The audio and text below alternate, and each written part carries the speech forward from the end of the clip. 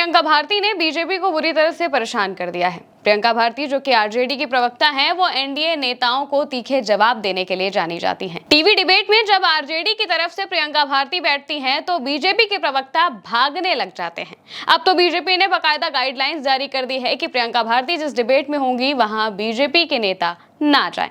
लेकिन प्रियंका भले ही अब चर्चाओं में आई हैं, लेकिन उनकी कहानी हमेशा से ही प्रेरणा से भरी रही है। आज हम आपको विस्तार से बताएंगे प्रियंका भारती के बारे में। नमस्कार, मैं हूं महिमा और आप देखना शुरू कर चुके हैं उल्टा चश्मा यूसी। जवाहरलाल नेहरू विश्वविद्यालय की पीएचडी स्कॉलर होने के नाते प्रियंका पढ़ी लिखी और आत्मविश्वास से भरी नेता हैं।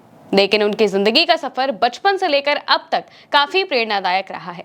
प्रियंका भारती का जन्म 25 फरवरी 1997 को बिहार में हुआ। वो कुशवाहा यानी कि कोयरी समुदाय से ताल्लुक रखती हैं, जो कि बिहार में सामाजिक और राजनीतिक रूप से प्रभावशाली समुदाय है। प्रियंका ने अपनी पढ़ाई लिखाई पर खास ध्यान दिया। उनका बचपन बिहार के सामान्य माहौल में बीता, जहां उन्होंने अपनी मेहनत और लगन से एक अलग पहचान बनाई।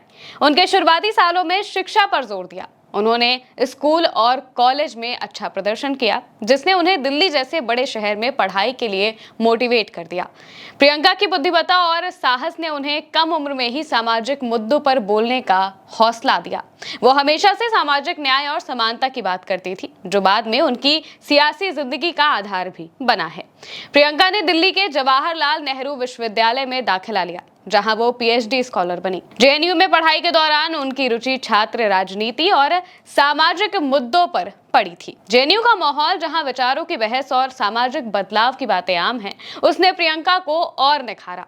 उन्होंने दलित, पिछड़े वर्ग और महिलाओं के अधिकारों जैसे मुद्दों पर खुलकर बोलना शुरू किया।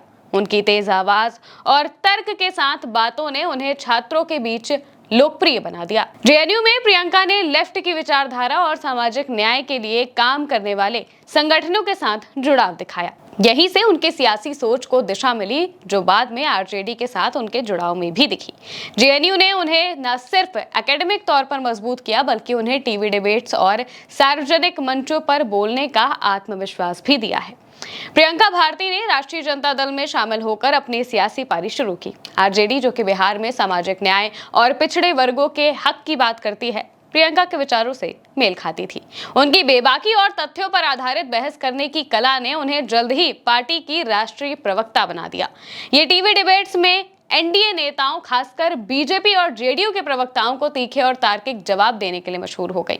उदाहरण के लिए एक टीवी डिबेट में जब बीजेपी प्रवक्ता ने आरजेडी की नीतियों पर सवाल उठाया, तो प्रियंका ने बिहार में शिक्षा, स्वास्थ्य और बेरोजगारी के आंकड़ों के साथ जवाब दिया।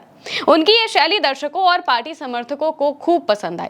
प्रियंका भारती उस समय सुर्खियों में आई जब 18 दिसंबर 2024 को इंडिया टीवी के एक डिबेट शो में उन्होंने मनुस्मृति की एक कॉपी जलाई थी। ये डिबेट केंद्रीय गृह मंत्री अमित शाह के डॉक्टर BR अम्बेडकर पर दिए गए एक बयान को लेकर थी।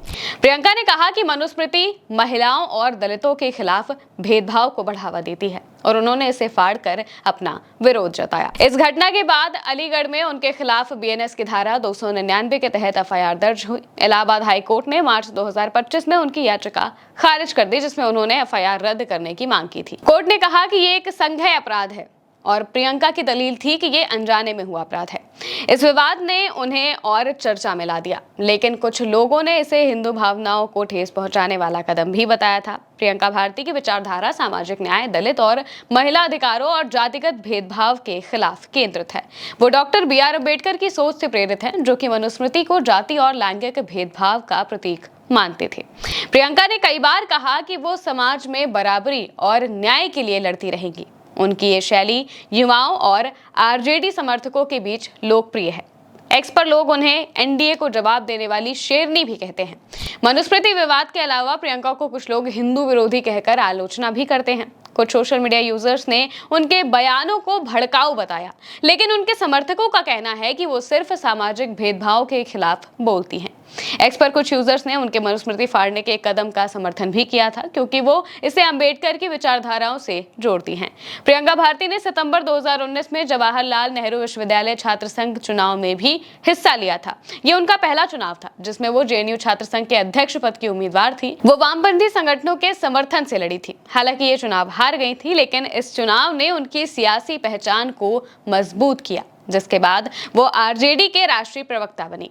प्रियंका ने एक बार कहा था कि मोदी जी के 72 में से 28 मंत्री दागी हैं।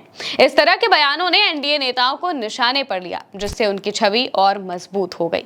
प्रियंका भारती आने वाले समय में खासकर 2025 के बिहार विधानसभा चुनाव में अहम भूमिका निभा सकती हैं। अगर वो अपनी पढ़ाई पूरी कर सियासी मंच पर सक्रिय रहे तो वो आरजेडी के लिए बड़ा चेहरा बन सकती हैं। कुल मिलाकर प्रियंका भारती एक ऐसी महिला है जिन्होंने बिहार की छोटे से माहौल से निकलकर जेएनयू जैसे बड़े मंच तक का सफर तय किया। उनकी बेबाकी, सामाजिक न्याय की लड़ाई और एनडीए को जवाब देने की कला ने उन्हें खास बनाया। चाहे मनुस्मृति विवाद हो या फिर टीवी डिबेट्स, प्रियंका हर बार अपनी बात मजबूती से रखती हैं। उनकी कहानी प्रेरणा देती है कि मेहनत और हौसले से कोई भी बड़ी पहचान बना सकता है। अब प्रियंका की बातों से बीजेपी के लोग इतना डर चुके हैं कि वो उनके साथ डिबेट में बैठना भी नहीं चाहते। इसको लेकर प्रियंका ने एक्स पर एक पोस्ट भी किया था कि कैसे गोदी मीडिया उन्हें डिबेट में नहीं बैठाता है। कहा जाए तो बीजेपी की तरफ से जो लोग कहते हैं कि वो उनके साथ नहीं बैठेंगे, इस वजह से उन्हें नहीं बैठाया जाता है, बॉयकॉट कर दिया जाता है। उन्होंने इसे मॉडर्न अनटचेबिलिटी भी कहा था। फिलहाल के लिए मेरे साथ इस खबर में इतना ही। आप देखते रहिए उल्टा चश्मा यूसी।